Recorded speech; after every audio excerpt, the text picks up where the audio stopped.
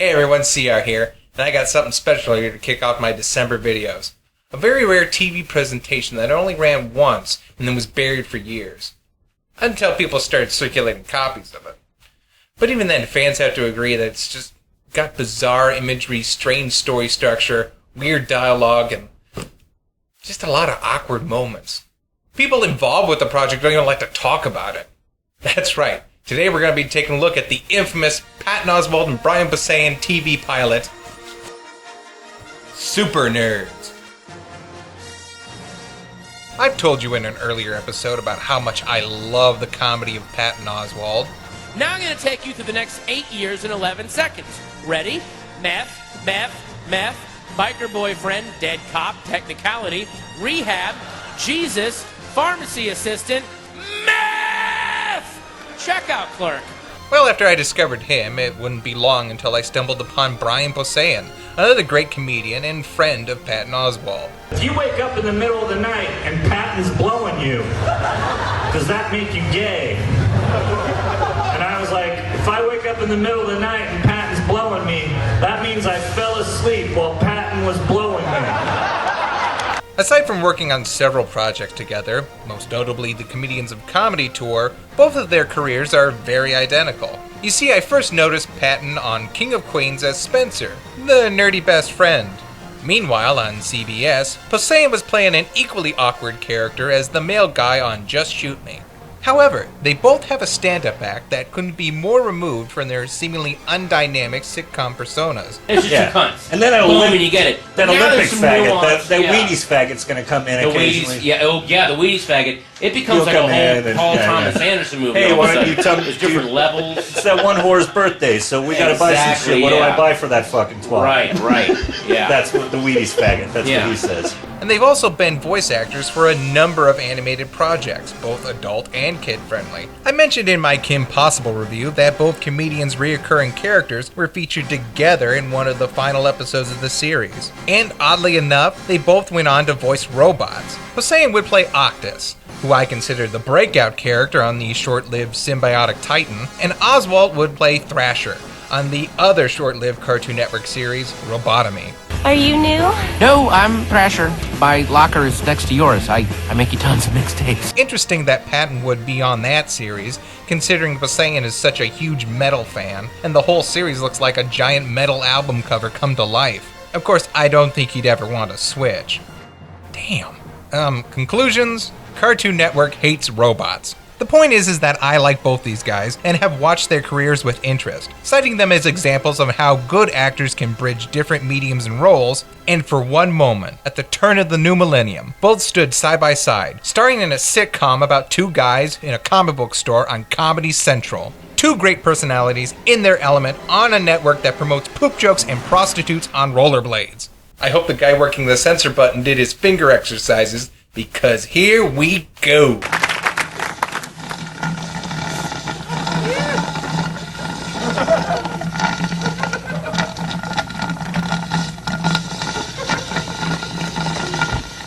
Gail, cut it out. There's no trap door on that thing. Those ice cubes aren't guardian demons that you're slaying with your magic straw. You don't have to... All right, I attack- get it. Hello, Dungeon Master. Hello, Crimson Beard, the Viking. Hello, Blood Gusher. Master, do you have another challenging adventure planned for us on Saturday? Full of fabulous treasures and diabolical man traps? There are two things I take very seriously. Dungeons and Dragons.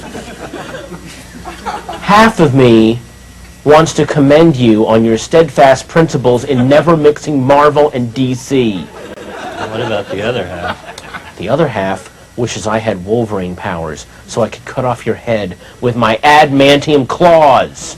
Alright, we get it. You're nerds. Can you lay off the pop culture references and tell an actual joke? Well, put it down. When the first issue of a comic sucks, I don't keep reading to see how bad the 20th issue sucks. Well, I give the creators a little more leeway. I have a 4-issue rule. Yet you're a 4-issue fool. You're a 1-issue tool.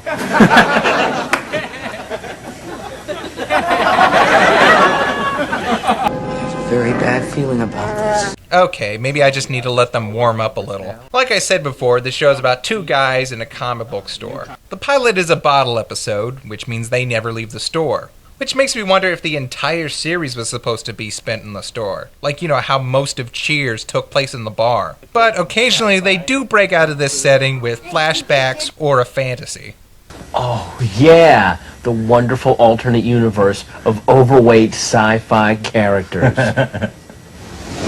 Like Jedi Master Obi-Chub Kenobi. Remember feared bounty hunter Boba Fett? Oh, he was no match for Fat Vader. It's fat, 'cause they're funny. No way. I submit our shared memory of Princess Leia or Fata. Yeah. Alright, I'm having a hard time believing that neither one of these guys ever jerked it to BBWW. And is that real footage? I can't tell, because everything is filmed on video. The whole thing is shot like Dark Shadows. And the only reason I know about Dark Shadow is because of Spencer. Okay, I guess I should introduce you to the characters. First there's Leslie, the one, and I guess only, official employee of the store. Seems to be a level-headed, no-nonsense kind of guy, taking both work and pleasure very seriously. He's also extremely uncomfortable around women, and prone to hilarious knee-jerk responses around them. Oh my god, look. This is the van from Scooby-Doo. Don't take it out of the bag. See? Hilarious. Gale is kinda just the guy that likes to hang out. Way more easygoing. He's also a lot more confident than Leslie, but I get a feeling he's far less capable of social interaction. Visit my friend. Hi. Sorry. I'm Gail. He also tends to get way more emotional about the subject matter. You know, maybe we could go together, like you could be Batman and I could be Catwoman, or... Well, Catwoman is a villain. Or you could be Green Lantern and I could be, like Scarlet Witch. Scarlet Witch is Marvel and Green Lantern is DC. Okay, maybe it's a crossover thing. What's the difference? There's a huge difference! Every time there's a crossover, it doesn't work. Know why? Because their powers aren't analogous. You're talking two separate universes! Alright, there's being a nerd, and then there's being socially inept. I mean, there's no way a normal person would ever yell at anyone about something that doesn't even matter. No, don't tell me they weren't getting off on it. Why else would they be in the Shirker Cube talking about how secretly awesome they are, like a bunch of damn hipsters in a coffee shop?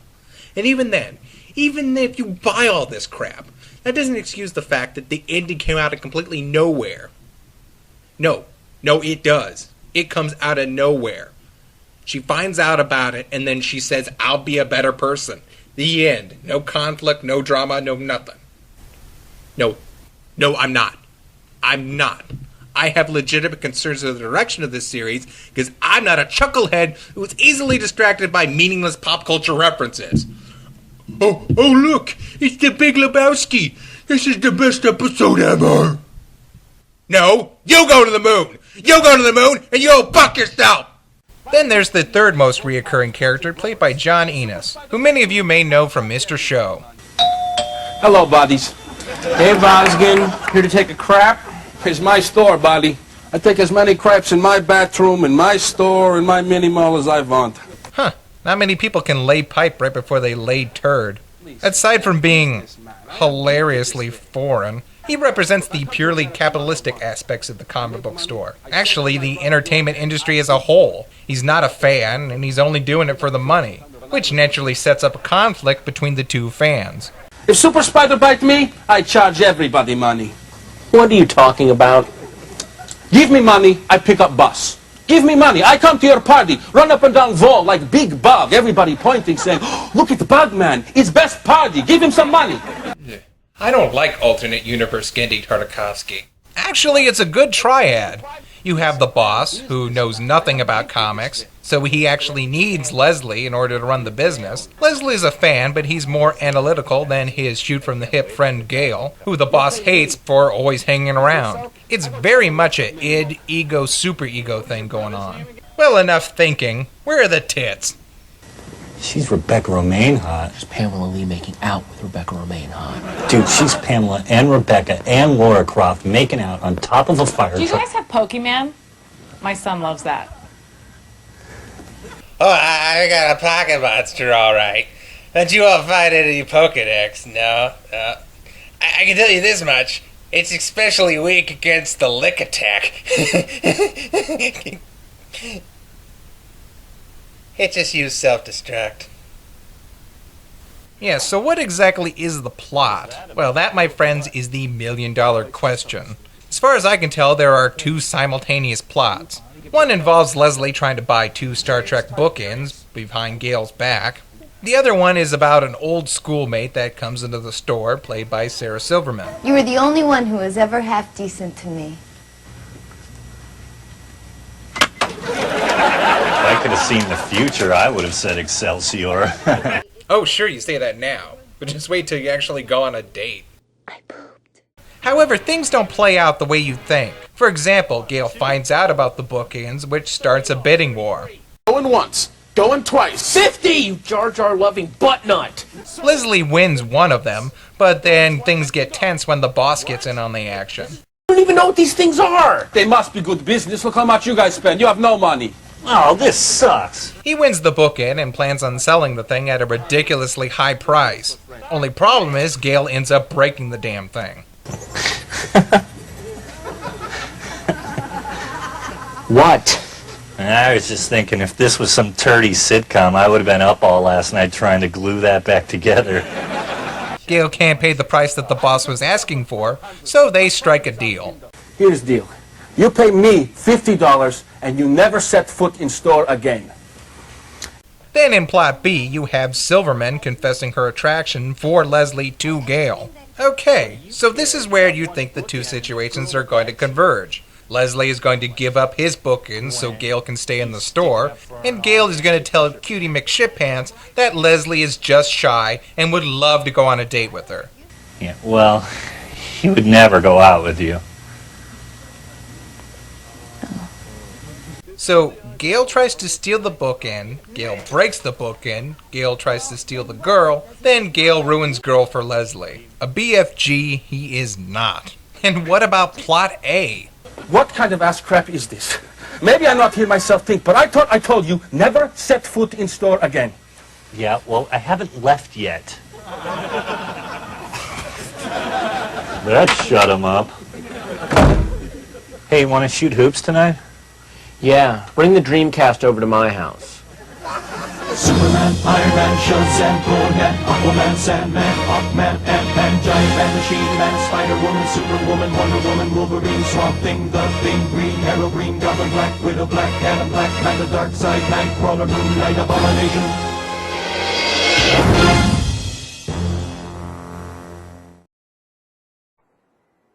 What the hell was that? Okay, so what can I say about this? I mean, wow. There were just so many unintentional awkward moments, long gaps of nothing, and exchanges that didn't have any comedy sting at the end. The whole thing could have really used a good punch-up writer. Ironically, Patton would later admit on stage that that's what he does aside from stand-up and acting. Always the shoemaker's son, huh? The interaction between the two characters is good at times. Posehn does manage to sneak in a couple good one-liners. You guys don't recognize me, do you? You're not a former gentleman, are you? And I would really have liked to see more of those fantasy pieces. People, though of superior intelligence, are incapable of feeling the emotion we on Earth refer to as love. Is it love when I think of him all day and dream of him all night? You dream of him at night? No, that's not love. Is it love when I would rather die than live without him? Now you're just guessing. However, you can't look at the fact that it just goes in so many directions. You have characters giving performances that aren't very amusing but still feel genuine, almost like something out of a dramedy. Then you throw in this loud, post-Soviet fall businessman who feels like he's from a different show altogether. You also have storylines with no clear resolution and characters with questionable traits, which is actually a bold step in thought-provoking areas. The only problem is that the show is being pitched to a network that promotes poop jokes and prostitutes on rollerblades. I just wish there was a way to punch this up. I just fell onto my bottom into some butterscotch.